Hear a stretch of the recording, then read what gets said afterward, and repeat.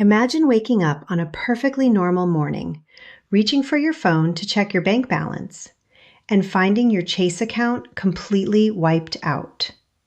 Not a few dollars missing, not a small charge you don't recognize. Gone. Every single cent drained overnight. No warning, no notification, just an empty account where your life savings used to be. This is not a horror movie plot. This is happening right now to real people in cities and towns all across America. And what makes it even more terrifying is that many of these victims never saw it coming, because the criminals behind this scheme are not breaking down doors or hacking servers in dark basements.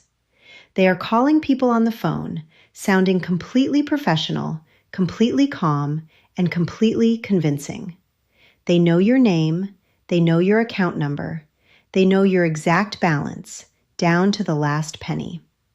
And by the time you realize something is wrong, the money is already gone. The FBI has seen enough. They have now issued an emergency warning to every American with a bank account. Stay with me, because in the next few minutes, I'm going to walk you through exactly how this scam works, who is being targeted, what the FBI is telling you to do, and most importantly, how to protect yourself and your family before it is too late. To understand just how dangerous this scam is, let us start with a real story. Jennifer Lichthart is a regular woman from the northwest suburbs of Elgin, Illinois. She is not elderly, she is not naive, she is an educated, aware individual, exactly the kind of person who might say, "That would never happen to me." But it did. One day, Jennifer received a phone call. When she looked at her caller ID, it showed the official number from the back of her Chase debit card, the Chase Fraud Department line. So she answered. Why wouldn't she? It looked completely legitimate. ABC7 Chicago. The person on the other end of the line told her that Chase employees were illegally accessing customer accounts, including hers. They needed her help to stop it. They sounded urgent. They sounded official. And to prove they were real, they read her own account number. Then they told her the exact balance in her account, down to the penny. ABC7 Chicago. Think about that for a moment. A stranger on the phone just recited your most private financial information back to you. At that point, why would you doubt them? Most people would not. But it did not stop there. The scammers told Jennifer they were working alongside the FBI. They even gave her a fake FBI agent number to make the story airtight. They told her the only way to protect her money was to move it immediately into a new, so-called secured Chase account, one that the corrupt employees could not access. ABC7 Chicago. Believing she was doing the right thing, believing she was protecting her own savings, Jennifer went to her local Chase branch and transferred close to $40,000. She did everything the agents told her to do.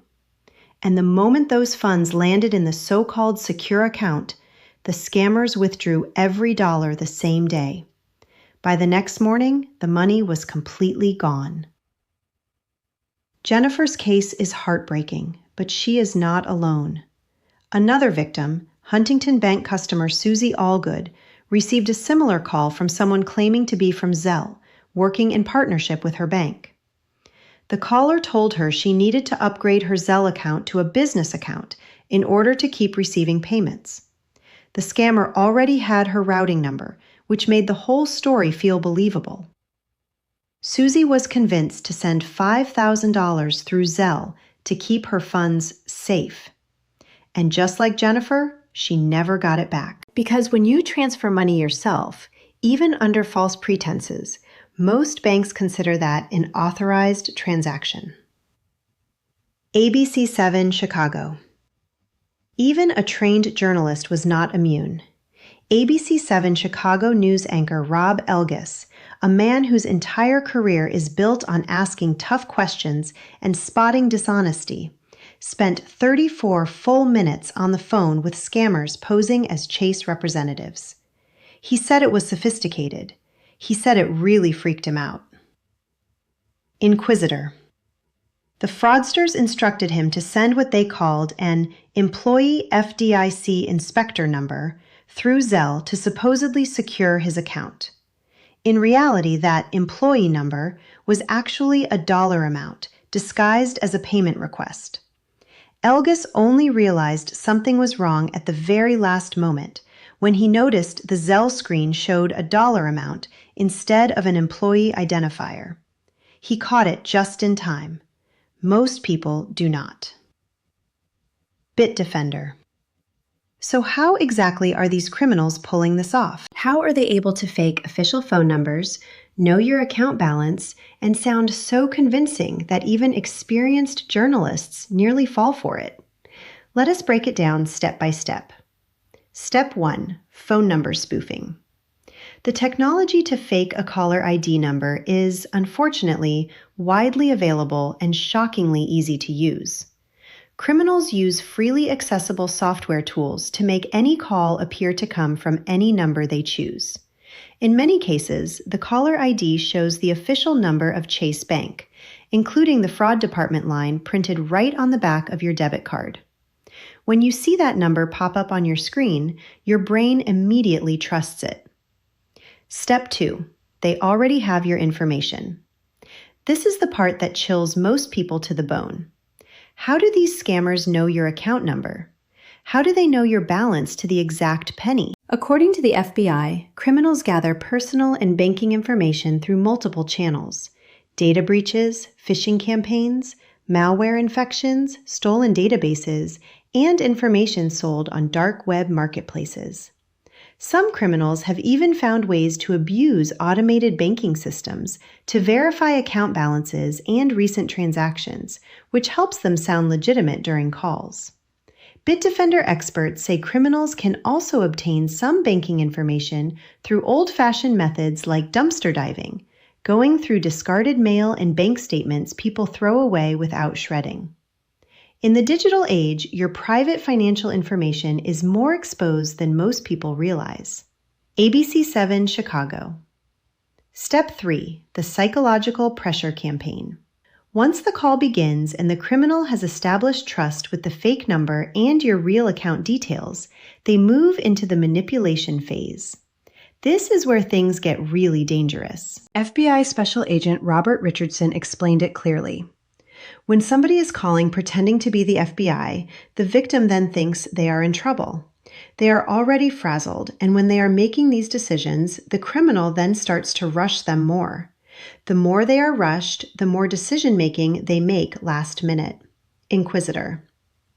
This is a psychological tactic called manufactured urgency. The scammer creates a crisis scenario.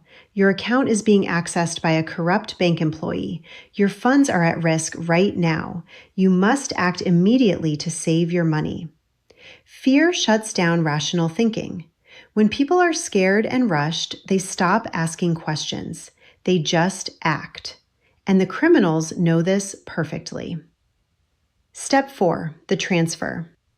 The final step is getting you to move the money yourself. Scammers convince victims to transfer money into what they call secure accounts.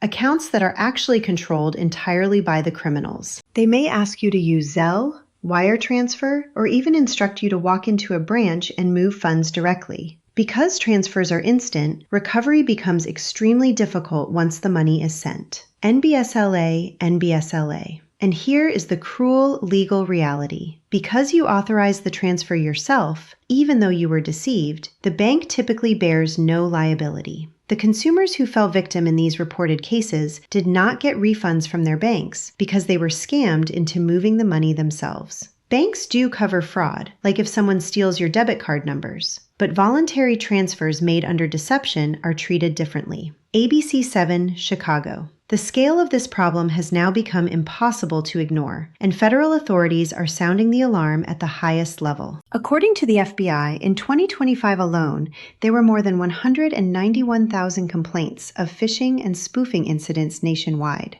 making it the single most reported category of complaints to the FBI's Internet Crime Complaint Center, known as the IC3. Those complaints added up to reported losses of more than $215 million in a single year. ABC7 Chicago, $215 million, stolen from ordinary Americans who answered their phones. Authorities warn that these scams are becoming more personalized and harder to detect with each passing month. The criminals are refining their scripts, improving their technology, and getting better at targeting specific individuals with customized, believable stories. NBSLA. The FBI's key warnings are direct and urgent. Number 1, a bank will never call you and ask you to send money or move your funds to protect them. If someone tells you to transfer your money to keep it safe, that is the scam. That is the exact moment you should hang up. Fox Business number 2.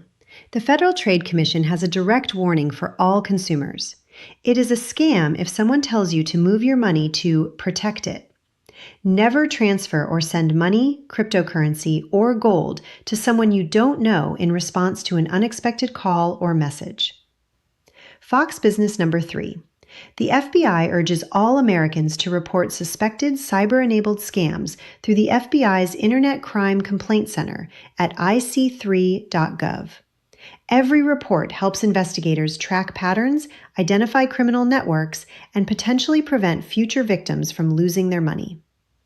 Chase Bank itself has also issued strong, clear guidance to all of its customers. Chase urges consumers to ignore phone, text, or internet requests to move money or gain access to their computer or bank accounts. Banks and legitimate companies will never make these requests, but scammers will.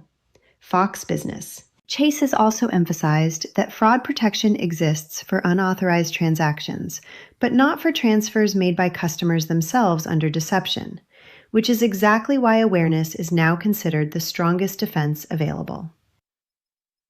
Now that you understand how this scam works and how widespread it has become, let us talk about what you can actually do to protect yourself, your parents, your family, and anyone else you care about. Because the FBI is right, awareness is your greatest weapon. Tip number 1, hang up and call back yourself. This is the single most powerful thing you can do.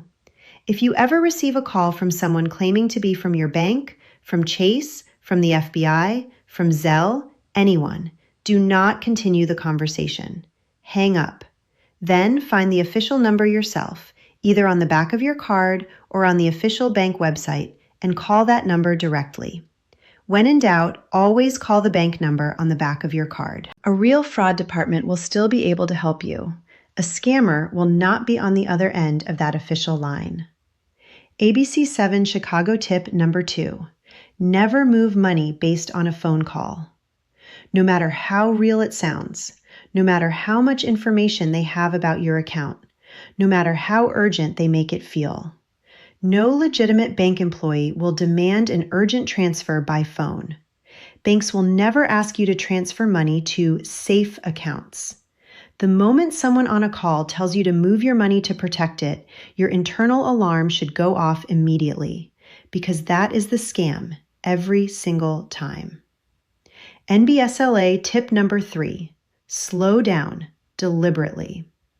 Remember what the FBI agent said. The scammers rush you on purpose. They create panic and urgency specifically because they know that when you are rushed and scared, you make bad decisions. So make a habit of deliberately slowing down in any situation where someone is pressuring you to act fast with your money. Real banks do not create emergencies. Real federal agents do not call your cell phone and demand immediate action. Take a breath. Ask for a callback number. Tell them you need time to verify. A scammer will push back hard. A legitimate official will understand. Tip number 4. Protect your personal information. Because criminals gather your banking information through data breaches, dark web marketplaces, phishing emails, and even stolen mail, it is critical to take basic protective steps. Shred any mail containing account numbers or financial details before throwing it away. Use strong, unique passwords for your online banking. Enable two-factor authentication on all financial accounts. Be extremely cautious about clicking links in emails or text messages that claim to be from your bank. Bitdefender tip number 5. Talk to your elderly family members today. Older Americans are disproportionately targeted by phone scams, but as we saw with Jennifer Lickhart, this can happen to anyone of any age. Have a conversation with your parents, your grandparents, your aunts and uncles. Tell them specifically, if anyone ever calls claiming to be from the bank or the FBI and asks you to move money, hang up immediately and call me first. That one conversation could save a family's life savings. Tip number 6, report everything. If you receive one of these calls, even if you did not fall for it, report it. Go to ic3.gov and file a report with the FBI. Contact the FTC at reportfraud.ftc.gov. The more data law enforcement has, the better equipped they are to identify and shut down these criminal operations. Here's the hard truth that we all need to sit with. The criminals running these scams are not amateurs. They are organized, sophisticated, well-funded, and constantly evolving their methods. They study psychology. They use advanced technology. They do their research on their victims before they ever dial the phone. The Chase Bank spoof call scam shows just how advanced financial fraud has become in 2026. But here is the good news. Knowledge is power. Now that you understand exactly how this works, the fake caller ID, the account details from the dark web, the manufactured panic, the rush to transfer, you are in a much stronger position to recognize it and stop it in its tracks. Lickhart is still hoping to get her $40,000 back. Chase is cooperating with law enforcement. Federal authorities are working to track down the criminals. But her story, and the stories of hundreds of thousands of Americans like her, should serve as a wake-up call for all of us. Your bank will never call you and ask you to move your money. The FBI will never call your cell phone demanding an immediate wire transfer. And no legitimate institution will ever pressure you to act within minutes before you have had a chance to think, verify, and confirm. If you found this information valuable, and I truly hope you did, please share this video with someone you care about. It could be a parent, it could be a friend, it could be a coworker who has no idea this is happening right now. One share, one conversation could be the thing that saves someone's entire life savings. Stay alert, stay skeptical, and if anyone ever calls you claiming your money is in danger, hang up first and verify second, every single time. That is all for today. Thank you for watching. Stay safe out there.